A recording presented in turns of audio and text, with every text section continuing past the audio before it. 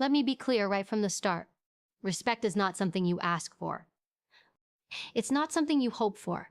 And it sure as hell isn't something you beg for. Respect is earned through the boundaries you enforce, the way you carry yourself, and the values you refuse to compromise on. I'm not here to tell you how to please men. I'm not here to tell you how to make them like you. I'm here to tell you how to make them respect you. And there's a difference. Because when a man respects you, he shows up differently.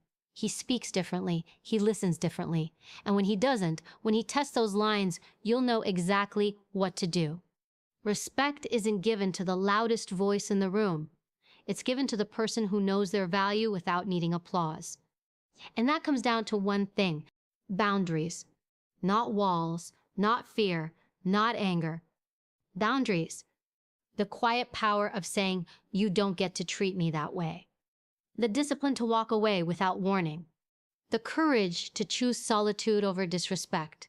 And the grace to do it all without ever raising your voice. Today I'm going to share with you 5 boundaries that earn the kind of respect from men that can't be faked or forced. These aren't rules for a relationship. These are rules for yourself. And once you live by them, you don't just gain respect from others, you gain unshakable respect for yourself. Let's begin. You don't chase validation. You don't chase applause, attention, or acknowledgement. And when you stop chasing it, when you pull your energy back from constantly trying to be seen, heard, liked, you become magnetic. That's the paradox. The moment you stop needing to prove your worth is the moment others start noticing it. There's a difference between being confident and being performative. A woman who knows her worth doesn't need to announce it. She doesn't need to shout it from the rooftops. Her presence speaks before she does. And that's not about arrogance. It's about certainty. It's about knowing who you are without needing someone else to confirm it. When you operate from a place of self-worth, you stop engaging in the exhausting game of proving. You no longer need to convince someone you're enough. You don't overgive to earn a place in someone's life. You don't shrink to make someone else comfortable. You don't explain yourself repeatedly to people who are committed to misunderstanding you. You stop giving discounts on yourself in the hopes that someone will see your value. Because the truth is, people don't respect desperation. They respect discipline. They respect stillness. They respect clarity. Men especially, whether consciously or unconsciously, are wired to recognize when a woman is chasing them energetically, emotionally, or mentally. And often the moment you begin to chase, you lose posture, you lose ground. Not because you aren't valuable, but because you've stepped out of alignment with your own value. There's power in silence, there's power in restraint, and there's massive power in not reacting when your ego wants to. Because self-worth isn't just about feeling good, it's about emotional discipline. It's about holding your line when someone pushes your boundaries. It's about walking away when something doesn't align, even if it's tempting, even if it's familiar, even if you think you might lose something. Because deep down, you know you're not actually losing. You're honoring yourself. There's a quiet kind of strength in a woman who knows she doesn't need to compete for attention. She doesn't need to over-explain why she deserves respect. She doesn't need to adjust herself to fit into places that were never built for her in the first place. And when she enters a room, she doesn't need to take up space loudly because her energy already does. Her energy tells you, "I know who I am, I know what I bring, I know what I deserve." And here's the truth. People treat you based on the standards you set for yourself. If you lower the bar to accommodate someone's comfort, you teach them that your worth is flexible, that it's negotiable, that it's conditional. And the moment your worth becomes conditional, it stops being respected. You may think that if you give more, try harder, show them how much you care, they'll finally see you. But chasing love, attention, or respect is often rooted in a wound. A belief that you have to earn what should be given freely. A belief that your value only exists if someone else acknowledges it. And that belief will keep you in cycles of overextending and under-receiving. But when you stop seeking external validation, you take your power back. You're no longer reliant on someone else to remind you that you matter. You start showing up differently. You start speaking less but with more impact. You stop tolerating the bare minimum. You begin to expect more, not because you're entitled but because you've done the work. You've done the inner audit. You've built your inner foundation. And now you don't need permission to hold your standards. Men respect women who don't chase, not because they want to be pursued themselves, but because they recognize the strength it takes to stay rooted in self. They see a woman who isn't easily impressed, who isn't easily swayed, who won't bend her identity to match their desires. And that's rare. It's powerful. It forces a man to ask himself, am I ready to meet her where she is? Am I ready to rise to that level? And not every man will be, and that's okay. Because a woman with self-worth doesn't cling to what isn't meant for her. She doesn't beg, she doesn't plead, she doesn't try to convince someone to value her. She already does that for herself. She understands that rejection isn't a reflection of her value. It's redirection toward alignment, towards someone or something that doesn't require her to abandon herself to feel loved. Self-worth is the filter through which everything else flows. Your relationships, your career, your choices, your boundaries. When it's strong, everything else strengthens, and when it's weak, everything cracks. So don't look outward for confirmation. Don't ask others to define who you are. Stand up straight. Speak with clarity. Say no without guilt. Say yes without fear. Look people in the eye, not to intimidate them, but to show them you're not afraid to be seen. Own your value without apology. Because when you stop chasing validation, you start attracting respect. The real kind, the quiet kind. The kind that isn't based on your looks, your compliance, or your ability to please, but on your power, your stillness, your ability to remain rooted in your truth, even when it would be easier to fold. And that is the foundation of every boundary that follows. Emotional discipline is not about suppressing your feelings, it's about mastering them. It's about knowing when to speak, how to speak, and when to walk away in silence. It's the ability to stay grounded even when someone is trying to pull you into their chaos. And that's one of the most commanding forms of strength a woman can have. Because when you control your emotional energy, you control the entire dynamic of any room, conversation, or relationship you enter. We live in a world that romanticizes reactivity. We're told to speak our truth, to let it all out, to never stay quiet. But there's a difference between emotional honesty and emotional impulsiveness. One builds respect, the other builds regret. When you're easily rattled, easily offended, or easily triggered, you hand over your power to everyone around you. You become a puppet to other people's moods, reactions, and approval. But when you discipline your emotions, you stop living in response to others and start leading from within. Men notice this. They feel it. A woman who is emotionally grounded commands attention without ever demanding it. She doesn't need to argue her point over and over. She doesn't need to prove how right she is. She knows when to speak and when to let silence do the work. That kind of restraint, that kind of control, it's not weakness, it's power. Because it shows she's not driven by ego or insecurity, she's driven by purpose. Emotional discipline is knowing that not every provocation deserves a response. It's choosing to stay calm when someone is trying to get a rise out of you. It's knowing that yelling louder doesn't make your point stronger. And sometimes, the strongest move isn't clapping back, it's stepping back. Not out of fear, but out of confidence. Because you don't need to attend every argument you're invited to. You don't need to fix, defend, or rescue everyone who dumps their emotional baggage at your feet. That's not strength. That's self-abandonment disguised as kindness. You control the energy you allow. That means protecting your peace like it's your most valuable asset, because it is. Not everyone gets access to you. Not everyone deserves your time, your empathy, your emotional bandwidth. Emotional discipline is learning to discern who's genuinely seeking connection and who's trying to drain you. And you set the tone.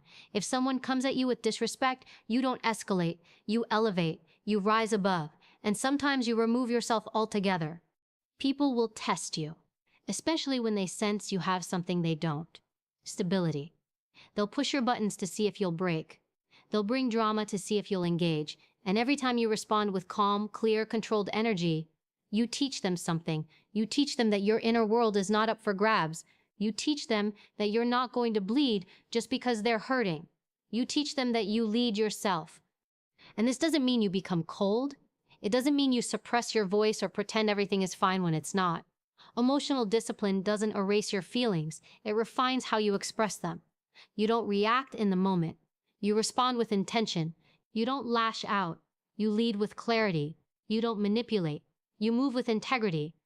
The truth is, many people are emotionally addicted to chaos. They create conflict because they don't know how to live in peace. And if you're not careful, they'll make you think it's your job to manage their dysfunction. It's not. Your job is to manage you, your reactions, your words, your energy. And the moment you master that, everything around you starts to shift. Men respect women who don't lose themselves in the heat of the moment. Women who don't let their emotions override their values. Women who don't need to be loud to be heard, because that kind of emotional strength creates safety. It builds trust. It makes people think twice before disrespecting you. Not out of fear, but out of recognition. This woman holds herself to a higher standard. And let's be honest, most of the time, it's not about what they did. It's about how you choose to respond. That's where your power is. You don't get to control who triggers you, but you always get to choose how you carry it. You don't always get to pick the storm, but you can choose whether you stand still or spin with it. When you walk into a space with emotional discipline, you instantly shift the atmosphere. You become the calm in the chaos, the clarity in the confusion. And people feel that. It's not just something they see, it's something they sense. It's a quiet, contained force that says, I am in charge of me. You don't get to dictate how I feel. And let's not forget, emotional discipline is freedom. Freedom from the roller coaster of other people's moods. Freedom from over-explaining. Freedom from regretting what you said in a moment of anger. It gives you the power to pause, to think, to choose. And in that space between trigger and response, that's where self-respect lives. That's where boundaries are born. That's where leadership begins. So no, you're not heartless. You're not detached. You're not too much. You're just clear. You've decided that your emotions are sacred, that your peace is precious, that not everyone gets access to your softest places. And the moment you make that decision, the game changes, not just in how men treat you, but in how you treat yourself. Because when you control the energy you allow, you don't just earn respect, you embody it. Your time and energy are not unlimited. They are not owed. They are not to be handed out freely to anyone who asks, demands, or expects them. They are a privilege earned through respect, mutuality, and alignment. And the moment you begin to treat them that way, the people around you do too. We are conditioned, especially as women, to be accessible, to be available, to be accommodating, to answer every message, every call, every request with urgency and a smile. We're taught that saying no is selfish, that protecting our space is rude, that putting ourselves first is something we need to explain. But the truth is, people will take as much of you as you are willing to give. And if you keep offering yourself to everyone, you'll end up with nothing left for yourself. Boundaries around your time and energy are not about being harsh. They're about being intentional. They say, I know what matters to me. I know what deserves my focus. And I'm not willing to sacrifice my mental health, peace, or purpose to entertain people who drain me. Because not everyone deserves access to you. Not everyone has earned the right to be close to you. Access is a currency, and when you hand it out for free, it loses its value. Think about how you feel after certain conversations, certain encounters, certain relationships. Do you feel energized, or do you feel depleted? Do you feel supported, or do you feel used? The people you keep close should be people who add to your life, not subtract from it. If someone consistently leaves you feeling exhausted, confused, or unseen, it's a sign. It's not always about cutting them off, but it is about recalibrating how much access they get to you. And this includes people you care about, family, friends, coworkers, even romantic partners. Just because someone loves you or needs you doesn't mean they get to monopolize your energy. Your time is sacred. Your focus is sacred. And when you spend it on the wrong people or the wrong situations, you rob your future of everything you could have been building instead. There's a myth that setting boundaries makes you cold or distant. But boundaries don't push people away. They filter out the ones who were never supposed to be that close. The people who are aligned with your values will respect your boundaries. They will not only accept them, they'll appreciate them. Because boundaries show clarity, they show self-respect. They say, I know who I am, and I protect what matters to me. When you stop being available to everyone, you begin to attract better connections. You begin to prioritize relationships that are reciprocal. You stop spending hours explaining yourself to people who don't listen. You stop giving your time to conversations that go nowhere. You stop investing your energy into people who only show up when it's convenient for them. And suddenly, you have more capacity for your goals, your health, your creativity, your peace. Men, in particular, notice when a woman values her time. They notice when she's not constantly reachable, when she doesn't drop everything for every text or call, when she doesn't rearrange her schedule just to make him comfortable. That doesn't make her difficult. It makes her respected, because nothing commands attention like a woman who has things to do, a purpose to pursue, and the discipline to protect her priorities. And yes, that may intimidate some people. The ones who are used to unlimited access, the ones who benefited from your lack of boundaries, will push back. They'll call you selfish, they'll call you distant, they'll try to guilt you into returning to who you were, the version of you who overgave, overcommitted, overextended. But let them be uncomfortable, let them adjust. You're not here to be convenient, you're here to be whole. You don't need to apologize for having standards for your energy. You don't need to justify your schedule. You don't need to explain why you're unavailable to things that don't align with your growth. No is a full sentence. Silence is a boundary. And leaving messages unanswered, invitations declined, calls ignored. Those are not acts of cruelty. They are acts of self-respect. Protecting your energy is how you ensure that you're showing up fully for the things that actually matter. Your work, your relationships, your health, your purpose. You cannot give your best to the world if you are constantly being drained by people who only take. You cannot grow into the woman you're meant to be if you are always shrinking yourself to keep others comfortable. This is not about being busy for the sake of it. It's about being intentional. You are building something, whether it's a career, a legacy, a family, a stronger version of yourself. That requires focus. That requires boundaries. That requires being unavailable for anything that doesn't feed your vision. You're not here to prove you can do everything for everyone. You're here to live your life on purpose, to choose wisely, to give deeply, but only where it's deserved. And here's the truth. When you protect your time and energy, the right people rise to meet you. The ones who respect your space. The ones who don't need to be entertained 24/7. The ones who understand that love doesn't mean constant access, it means mutual respect. And in that space, the real connections grow. Stronger, deeper, healthier. So no, not everyone gets access. That's not cold, it's clarity. That's not rude, it's respect. That's not rejection, it's protection. You are not for everyone, and that's your power. Walking away from disrespect isn't about ego. It's not about punishing someone. It's not even about making a statement. It's about setting a standard and then living by it. Every time you allow disrespect, you teach people how to treat you. And every time you walk away from it, without drama, without explanation, you reinforce the most important message you can ever send. I respect myself more than I fear losing you. Respect isn't a luxury, it's a baseline. It's not something you earn by proving yourself or by performing perfectly. It's the bare minimum of how another person should treat you if they want to be in your life. Yet so many people, especially women, are taught to rationalize disrespect, to overlook the red flags, to accept the crumbs, to give second, third, fourth chances in the name of love, forgiveness, or understanding. But the truth is, disrespect tolerated is disrespect repeated. And the longer you stay in a space where you are being disrespected, the harder it becomes to recognize yourself. Because slowly your standards slip, your voice gets quieter, and your power starts to leak away. Disrespect doesn't always come loudly. Sometimes it's subtle. It shows up in dismissive tones, backhanded compliments, emotional neglect, or consistent inconsistency. It's the canceled plans without apology, the jokes at your expense, the way they ignore your needs but expect you to meet theirs. It's being told you're too sensitive when you speak up, or too difficult when you demand better. And if you're not careful, you'll start to internalize that behavior as normal. You'll start to think you're asking for too much when really you're asking for the bare minimum. The ability to walk away isn't about anger. It's about clarity.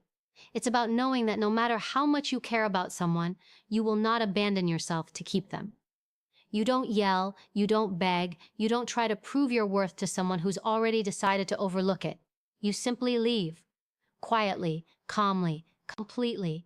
Because someone who truly respects you would never put you in a position to question whether they do. Men respect women who don't negotiate with disrespect. It draws a clear line. It says, this is who I am, and this is what I will not accept. That kind of boundary sets the tone for every interaction that follows. It filters out the people who only want you when you're easy, compliant, and convenient. And yes, it will trigger some people.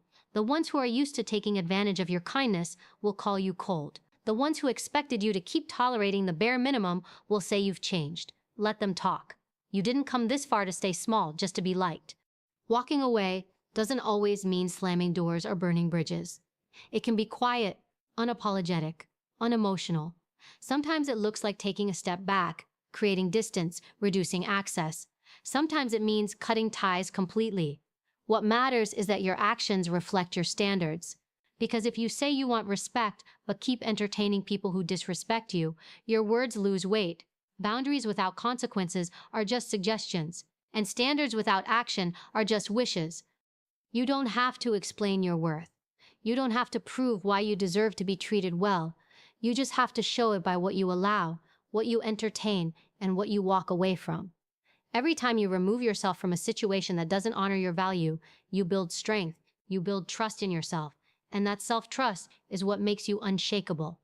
There's something incredibly powerful about a woman who knows when to stop talking and start walking, who no longer tries to make someone see her value, but instead goes where she's valued.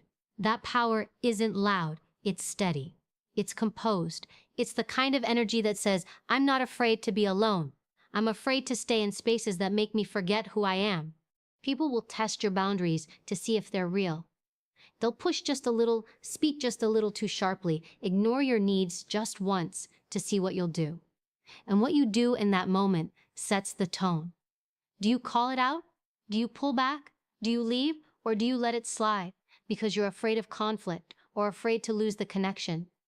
Those small moments matter more than you think, because disrespect usually starts small and it grows in the silence of your compliance. You don't owe anyone unlimited access to you. You don't owe anyone the benefit of the doubt after repeated harm. And you certainly don't owe anyone your presence after they've shown you they don't value it. You owe yourself peace. You owe yourself consistency. You owe yourself relationships where you don't have to shrink, chase, or constantly explain why you deserve better. There's nothing more attractive, more powerful, more respected than a woman who can walk away without looking back. Not because she's heartless, but because she's whole. Because she knows that staying where she's not respected will cost her more than it will ever be worth. And that's the standard. That's the boundary. You walk away from disrespect every time. No excuses, no second guessing, no justifying their behavior. Just a firm, clear decision to protect your value at all costs, because if you don't, no one else will. Self-leadership is the foundation of every boundary you set, every standard you uphold, and every relationship you attract. It's the quiet discipline of holding yourself to the level you expect from others. It's not just about commanding respect. It's about deserving it through the way you carry yourself, the way you speak, the way you treat others, and most importantly, the way you treat yourself. When you lead yourself well, you don't have to chase people to treat you right. You become the blueprint. This is where a lot of people miss the mark. They want love, but they don't love themselves in action. They want loyalty, but they're not loyal to their own boundaries. They want consistency from others while living in personal chaos. You cannot demand what you do not first demand of yourself. If you want high-quality relationships, high-respect environments, and high-standard energy, it starts with you. You are the first and final authority over your life. You set the tone. Self-leadership is waking up every day and asking, who do I want to be, and what does that version of me require? It's not waiting for motivation or permission or perfect conditions. It's doing what needs to be done even when no one is watching, especially when no one is watching. Because integrity is not a performance, it's a pattern, and people who move with integrity attract others who do the same. There is no shortcut to self-respect. You earn it in the quiet moments when you choose discipline over impulse, clarity over confusion, stillness over chaos. Self-leadership is saying no when it's easier to say yes. It's walking away when your heart wants to stay, but your standards say otherwise. It's having hard conversations with yourself about where you've been playing small, settling, or avoiding growth. And then it's doing the work to shift. Because the truth is, people treat you the way you treat you. If you ignore your needs, others will too. If you tolerate disrespect from yourself through negative self-talk, procrastination, or self-betrayal, others will reflect that energy right back to you. But when you show up for yourself, you raise the bar. When you set goals and follow through, you send the message, I take myself seriously, and the world begins to take you seriously too. Self-leadership also means taking full responsibility for your life. That doesn't mean blaming yourself for everything that's happened to you, but it does mean owning your response to it. You don't wait to be saved. You don't sit in victimhood. You stand up and decide, this is who I am, and this is how I lead myself through this. You stop waiting for someone to choose you, fix you, or show you the way. You realize, I am the way. There's incredible strength in a woman who leads herself. She doesn't need to announce it. She doesn't need to prove it. It shows in the way she moves, in the way she protects her peace, in the way she refuses to compromise her standards for temporary validation. She isn't chasing a seat at someone else's table. She's building her own. And the people who deserve to be there will rise to meet her. Self-leadership also requires emotional maturity. You don't react impulsively. You don't let your feelings make your decisions. You know how to pause, reflect, and act from a grounded place. You take feedback without falling apart. You admit when you're wrong. You forgive yourself without making excuses. You don't avoid the hard things. You face them head on because you know growth is born in discomfort. And let's be clear, this kind of leadership isn't about being perfect. It's about being honest. Honest about your patterns, honest about your potential, honest about the gap between who you are and who you want to be, and then doing something about it. Because you know that the longer you wait to step up for yourself, the longer you stay stuck in cycles that drain your power. You are the standard. That means showing up with the same level of respect, excellence, and clarity you expect from others. That means keeping your promises to yourself. That means investing in your mind, your body, your environment, your future. And when someone comes into your life, they're not guessing what you allow.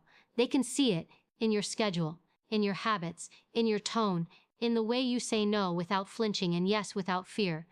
Men, in particular, respect a woman who leads herself because she's not looking for a savior. She's not clinging. She's not performing to be chosen. She's whole on her own, and that energy is powerful. Not because she's trying to be intimidating, but because she's clear. She doesn't just ask for better, she lives better. And that energy either inspires people to level up or filters them out entirely.